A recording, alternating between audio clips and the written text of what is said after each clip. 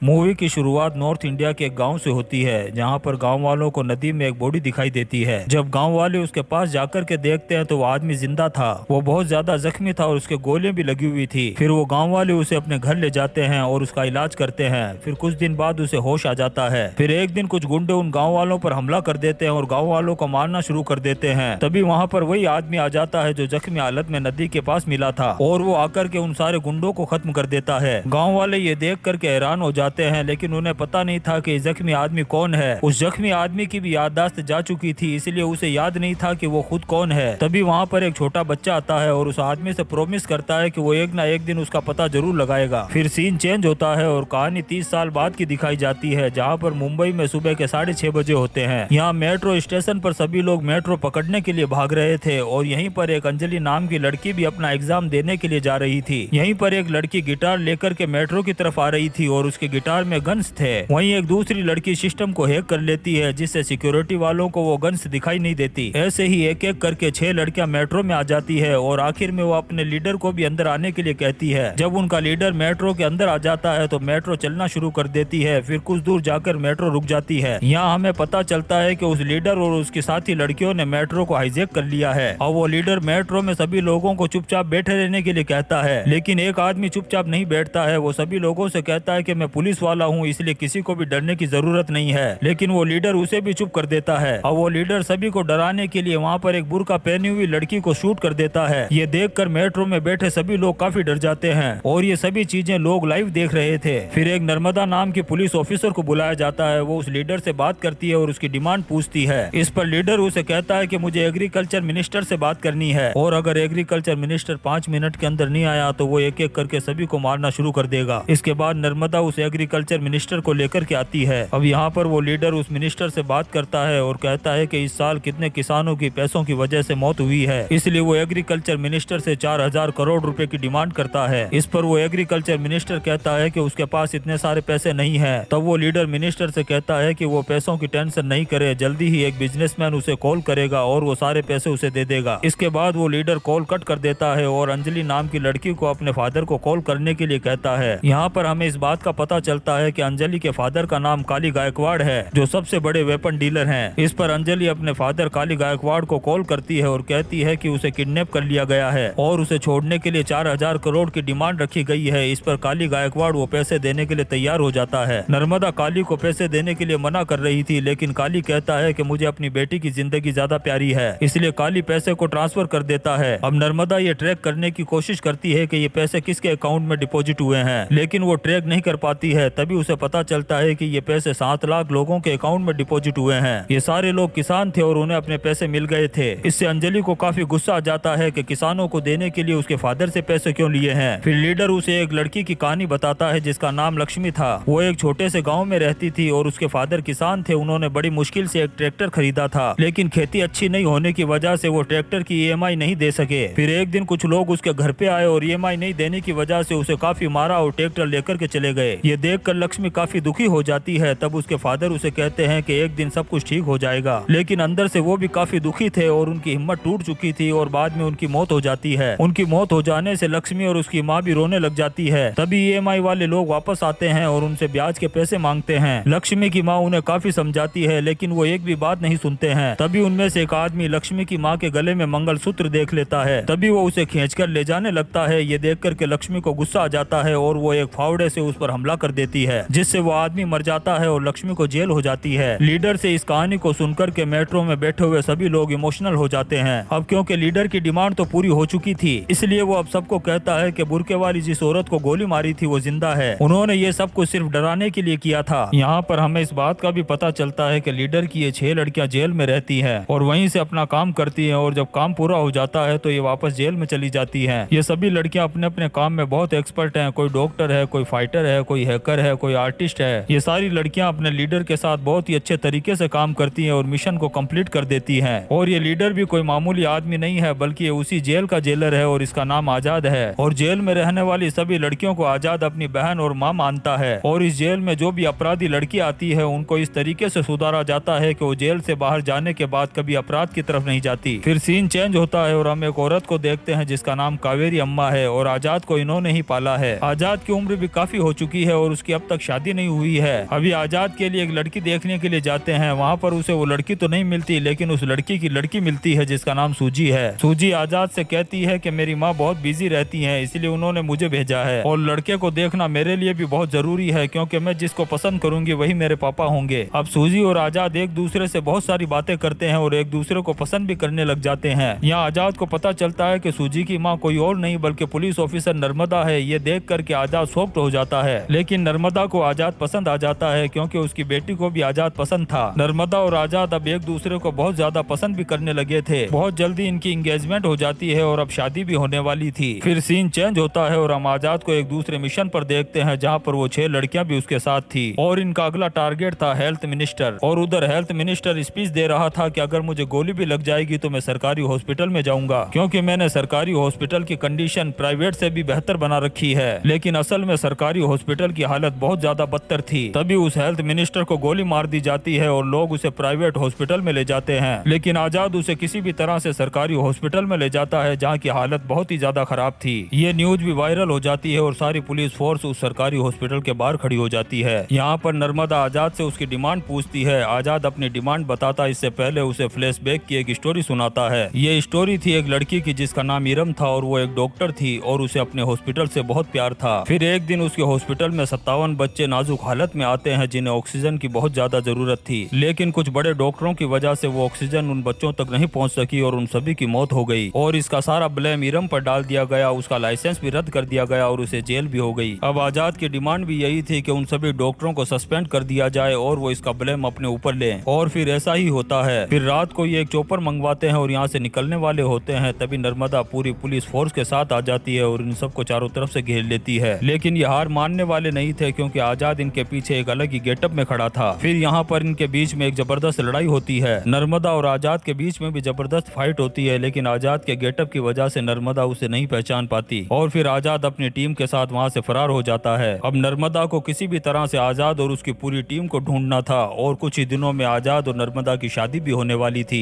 दूसरी तरफ काली गायकवाड़ हथियारों के बिजनेस के लिए रशिया जाने वाला था, तो वो यहाँ पर अपना सारा बिजनेस अपने छोटे भाई को सौंपकर रशिया चला जाता है। फिर कुछ दिनों बाद नर्मदा और आजाद की शादी हो जाती है और ये बहुत ज्यादा खुश भी थे और इनसे भी ज्यादा खुश थी नर्मदा की बेटी सूजी। यहाँ पर पहली ही रात को आजाद नर्मदा को सब कुछ सच सच बताने वाला था, लेकिन नर्मदा के ऑफिसर ईरानी ने पहले ही पता कर लिया था कि आजाद कौन है और ये सारी बातें ईरानी ने पहले ही नर्मदा को बता दी थी। अब नर्मदा जैसे ही आजाद को शूट करने के लिए उसके पास जाती है तभी उन पर एक हमला हो जाता है। यहाँ पर हमें दिखाया जाता है कि काली गायकवाड़ के भाई ने इन दोनों को बंधक बना लिया था और उसने नर्मदा को एक गोली भी मार दी थी और वो आजाद को भी बहुत बुरी तरीके से मार रहे थे। अब जैसे ही ये आजाद को जान से मारने वाले होते हैं तभी यहाँ पर एक आदमी आ जाता है। वो काली गायकवाड़ के आदमियों को उड़ाता हुआ आ रहा था। अब ये कोई और नहीं बल्कि आजाद की तरह दिखने वाला ही एक आदमी था। असल में ये आजाद के पिता हैं और इनकी भी एक कहानी है। यहाँ पर आकर वो कहता है कि मेरा नाम विक्रम राठौड़ है और फिर काली के आदमियों को बहुत बुरी तरीके से मारता है और नर्मदा और आजाद को बचा लेता है। दूसरी तरफ हम रशिया में काली को देखते हैं जो हथियारों की डील कर रहा था और बहुत सारी कंट्री के मेंबर भी वहाँ मौजूद थे। उनसे वो कह रहा था कि अगर आप अपनी कंट्री में फैक्ट्री खोलोगे तो आपके लोग प्रोटेस्ट करके उन्हें हटवा देंगे, लेकिन ऐसे बिजनेस करने के लिए इंडिया बहुत सेफ है और वहाँ पर सब कुछ अपने कब्जे में करने के लिए हमें चाहिए वहाँ की सरकार। हमें वहाँ पर इलेक्शन जीतना होगा और इसके लिए हमें बहुत सारा पैसा चाहिए। काली इन सब से कहता है कि मैं 20% देने के लिए तैयार हूँ। यहीं पर एक बहुत बड़ा गुंडा भी बैठा हुआ था। वो कहता है कि मैं 80% देने के लिए तैयार हूँ। तभी यहाँ पर काली को पता चलता है कि उसके छोटे भाई को आजाद ने मार दिया है। ये सुनकर के वो शॉक्ड रह जाता है। दूसरी तरफ नर्मदा को भी आजाद के बारे में पता करना था क्योंकि उसने उसका और उसकी बेटी का दिल तोड़ा था। इसलिए अब नर्मदा ईरानी की हेल्प से जेल में जाना चाहती है और उन 6 लड़कियों की मदद से आजाद के बारे में सब कुछ जानना चाहती है। फिर ऐसा ही होता है, ईरानी नर्मदा को उस जेल में पहुंचा देता है। नर्मदा भी जेल में उन 6 लड़कियों से आजाद की स्टोरी पता करना शुरू कर देती है। वो लड़कियां नर्मदा से कहती है कि तुम्हें आजाद को जानने से पहले विक्रम राठौड़ की स्टोरी को जानना होगा। वो लड़कियां विक्रम राठौड़ की स्टोरी बताना शुरू करती हैं और ये कहानी 1986 में पहुंच जाती है, जहां पर हमें विक्रम राठौड़ और उसकी वाइफ ऐश्वर्या को दिखाया जाता है और ये दोनों एक दूसरे से बहुत ज्यादा प्यार करते हैं। यहाँ हमें इस बात का भी पता चलता है कि विक्रम राठौड़ स्पेशल फोर्स का एक सोल्जर है। उसे एक स्पेशल मिशन के लिए यहाँ पर बुलाया गया था। उसे बताया जाता है कि बॉर्डर के पार 32 लोगों की टीम गई थी जिन्हें दुश्मनों ने मार दिया है। फिर हमने एक दूसरी टीम भेजी थी जिनमें से आधे लोगों को मार दिया गया और आधे को बंदी बना लिया गया है। इसलिए वो लोग स्पेशल फोर्स के सोल्जर्स की हेल्प लेना चाहते आते हैं और उन सभी लोगों को आजाद करवाना चाहती है। अब इसके लिए विक्रम राठौड़ अपनी टीम के साथ बॉर्डर पार पहुंच जाता है और ये सिर्फ 6 लोग थे और ये 6 ही काफी थे। विक्रम राठौड़ अपनी टीम के साथ वहां पर जाकर के दुश्मनों से लड़ाई करना शुरू कर देता है। तभी इनकी गन काम करना बंद कर देती है और एक सोल्जर की नहीं बल्कि सभी 6 सोल्जर्स की गन्स काम नहीं करती है। फिर भी इन्होंने वो लड़ाई जीत ली थी और सारे बंधकों को आजाद कर लिया था। फिर इसके लिए एक इंक्वायरी बैठती है क्योंकि ये सारी गन्स काली गायकवाड़ आर्मी को देता है। वो 32 सोल्जर्स भी यही गन लेकर के बॉर्डर पार गए थे और इन गन्स ने काम करना बंद कर दिया था और वो सभी मारे गए थे। इसी वजह से आर्मी ने काली गायकवाड़ से गन्स लेना बंद कर दिया था और उसकी सारी गन्स को सीज कर दिया था। इससे काली गायकवाड़ को बहुत गुस्सा आ जाता है और वो अपने गुंडों को लेकर विक्रम राठौड़ के घर जाता है और उस पर और उसकी वाइफ पर हमला कर देता है। उसने काली गायकवाड़ को तो प्लेन में ले जाकर के एक जगह पर 5 गोलियां मार करके पानी में गिरा दिया था। सभी ने सोचा कि वो मर गया होगा, लेकिन बाद में उसने ऐश्वर्या को भी फंसा दिया था। उसने विक्रम राठौड़ को देश का गद्दार घोषित करवा दिया था और ऐश्वर्या को उसका साथ देने के लिए फांसी की सजा होने वाली थी। ऐश्वर्या को जब फांसी दी जाने वाली थी तभी वो बेहोश हो जाती है। यहाँ पर पता चलता है कि वो प्रेग्नेंट है और रूल्स के मुताबिक प्रेग्नेंट को फांसी नहीं दी जाती है क्योंकि जब तक उसका बच्चा पैदा होकर के 5 साल तक का नहीं हो जाता उसे फांसी नहीं दी जाएगी। इसलिए प्रेग्नेंट होने की वजह से ऐश्वर्या की जिंदगी 5 साल और बढ़ जाती है और जब उसके बच्चा पैदा होता है तो उसका नाम आजाद रखा जाता है। जेल में आजाद को बहुत ज्यादा प्यार मिला। वहाँ की सभी औरतें उसे अपने बेटे की तरह प्यार देती थी। फिर जब उसकी उम्र 5 साल की हुई तब उसकी माँ ऐश्वर्या को फांसी दे दी गई। ये स्टोरी सुनने के बाद नर्मदा की आंखों में आंसू आ जाते हैं। अब वो आजाद की मदद करना चाहती थी। तभी उसका फ्रेंड ईरानी कहता है कि मैं तुम्हारा नहीं बल्कि काली गायकवाड़ का आदमी हूँ और अब तुम्हें मुझसे कोई नहीं बचा सकता। इसके बाद यहाँ पर एक जबरदस्त फाइट होती है। तभी यहाँ पर आजाद आ जाता है। वो नर्मदा को तो बचा लेता है लेकिन लक्ष्मी मारी जाती है। इसके बाद ये एक प्लान बनाते हैं और काली गायकवाड़ के पास जो पैसा आने वाला था उसे चुराने जाते हैं। फिर यहाँ पर भी एक जबरदस्त फाइट होती है। ये लोग पैसे को तो चुरा लेते हैं लेकिन काली विक्रम को पकड़ लेता है और उसे बहुत बुरी तरीके से मारता है। दूसरी तरफ आजाद लाइव आता है और कहता है कि हमारे कब्जे में एक महिलाओं का पुलिस थाना है, अगर उन सभी की जान बचानी है तो मेरी बात को मानना होगा। अब उससे बात करने के लिए संजय दत्त को बुलाया जाता है। ये भी बड़े टेढ़े दिमाग का था। वो उससे बात करने के बजाय उन पर हमला कर देता है लेकिन थाने के अंदर मौजूद सभी लड़कियां उन पर हमला कर देती है जिससे संजय दत्त को उनकी बात को माननी पड़ती है। आजाद यहाँ पर कहता है कि मैंने सारी वोटिंग मशीन चुरा ली है, अगर तुम्हें वो वापस चाहिए तो तुम्हें कुछ फैक्ट्रियों को बंद करना होगा जो पोल्यूशन फैला रही है। इसके बाद वो सारी फैक्ट्रियां बैन कर दी जाती है और आजाद भी जाते जाते अपना फेस दिखा देता है और अपना असली नाम भी बता देता है। वो जनता से ये भी कहता है कि तुम अपनी उंगली का सही इस्तेमाल करो और तुम जिसे वोट देने वाले हो उससे सवाल करो कि तुम लोग हमारे लिए क्या काम करने वाले हो। तभी काली को उसका लोकेशन पता चल जाता है और वो वहाँ पहुँच जाता है। फिर यहाँ पर भी एक जबरदस्त फाइट होती है और फिर आखिर में काली को भी फांसी दी जाती है और यहाँ आजाद काली को भी वैसे ही बताता है जैसे उसने ऐश्वर्या को बताया था कि फांसी देते वक्त आंखें बाहर आ जाती है और जीभ निकल जाती है। इसी सीन के साथ ये शानदार मूवी खत्म हो जाती है। तो दोस्तों हम आपके लिए ऐसी ही मूवीज एक्सप्लेन करते रहेंगे, तो आप चैनल को सब्सक्राइब भी करें, लाइक और कमेंट्स भी करें। Thank you.